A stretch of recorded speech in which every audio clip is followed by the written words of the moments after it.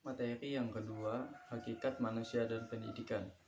Manusia adalah makhluk bertanya. Ia mempunyai hasrat untuk mengetahui segala sesuatu atas dorongan hasrat ingin tahunya. Manusia tidak hanya bertanya tentang berbagai hal yang ada di luar dirinya, tetapi juga bertanya tentang dirinya sendiri. Dalam ruang dan waktu, manusia telah selalu berupaya mengetahui dirinya sendiri. Hakikat manusia dipelajari melalui berbagai pendekatan dan melalui berbagai sudut pandang, baik dari biologi, sosiologi, antropobiologi, psikologi, maupun politik. Dalam kehidupannya yang nyata, manusia menunjukkan keragaman dalam berbagai hal, baik tampilan fisik, sastra, sosialnya, kebiasaannya, bahkan sebagaimana dikemukakan di atas. Pengetahuan tentang manusia pun bersifat ragam, sesuai pendekatan dan sudut pandang dalam melakukan studinya. Alasannya, bukankah karena manusia semua adalah manusia harus diakui kesamaannya sebagai manusia. Berbagai kesamaan yang menjadi karakteristik esensial setiap manusia ini disebut pula sebagai hakikat manusia.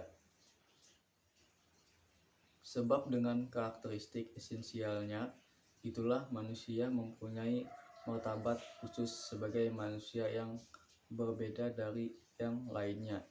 Dengan kata lain, pengertian hakikat manusia adalah seperangkat atau gagasan tentang sesuatu yang dimiliki olehnya.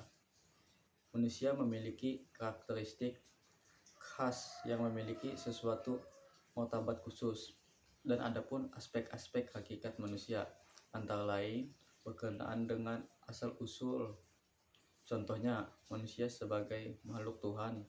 Struktur metafisikanya, contohnya manusia sebagai kesatuan badan dan ruh, serta karakteristik dan makna eksistensi manusia dunia, contohnya manusia sebagai makhluk individual, sebagai makhluk sosial.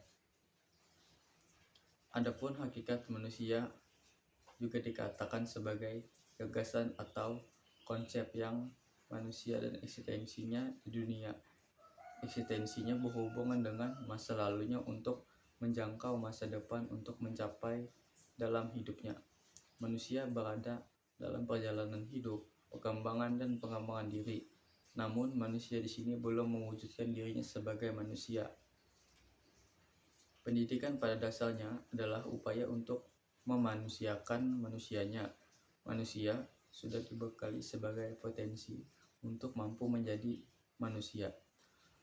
Kemampuan itu hanya dapat dilakukan setelah kelahirannya dalam perkembangan menuju kedewasaan dan tidak dibawa sejak kelahirannya. Pendidikan sebagai proses untuk mengubah sikap dan perilaku manusia. Manusia memiliki kesadaran dan penyadaran diri yang mampu membedakan dirinya dengan segala sesuatu yang ada di luar dirinya. Manusia juga tidak hanya mampu berpikir mengenai dirinya dan alam, tetapi juga sadar dengan pemikirannya. Manusia memiliki hasrat untuk mengetahui. Pendidikan juga bekerja untuk menyadarkan manusia agar manusia mampu mengenal, melihat, memahami, serta realitas kehidupan yang ada di sekelilingnya maupun kehidupan nyatanya. Manusia perlu mendidik dirinya karena manusia sebagai makhluk yang disebut animal educable. Manusia yang bereksistensi harus dapat menjadikan diri itu untuk hakikatnya adalah manusia itu sendiri. Jadi sebaiknya dan sebaik-baiknya upaya pihak lain atau pendidik kepada pendidik untuk membantunya menjadi manusia.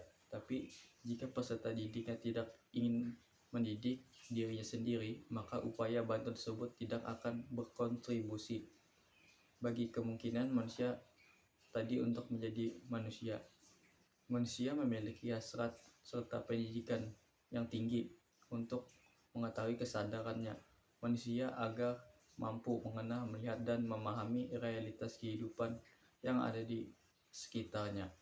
Dan teori-teori tentang hakikat manusia adalah upaya terus-menerus manusia untuk memahami dirinya dengan orientasi sebagai makhluk pedagogik tersebut, yaitu dalam rangka untuk mendidik dan menjadi pendidik. Teori-teori tentang hakikat manusia dan pendidik yang diungkapkan oleh pakar filsafat pendidikan atau psikologi merupakan upaya manusia untuk memahami dirinya sendiri agar dapat berperan sebagai makhluk pedagogik, termasuk buku Hakikat Manusia dalam Pendidikan yang ada di tangan pembaca ini merupakan salah satu upaya dalam memahami hakikat manusia, kaitannya dengan pendidikan dan orientasi menjadi manusia yang utuh melalui pendidikan atau disebut dengan terdidik, sekaligus menjadi pendidik yang mengerti tentang hakikat manusia.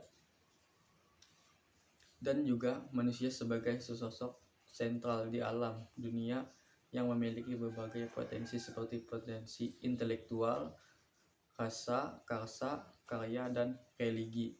Sangat membutuhkan pendidik agar potensi-potensi tersebut dapat terrealisasikan hingga manusia dapat tumbuh dan berkembang secara fisik maupun non-fisik. Pada dasarnya, pendidikan pada intinya bertujuan untuk membentuk manusia yang sesungguhnya atau memanusiakan manusia. Dalam hal ini, pendidikan sangat berperan penting dalam kehidupan yang nyata, dalam prosesnya pendewasaan manusia hingga manusia menjadi pribadi-pribadi yang unggul secara individu dan secara akumulatif akan membentuk formasi hubungan sosial yang unggul pula dan berbasis pada tata susila sesuai dengan norma yang ada.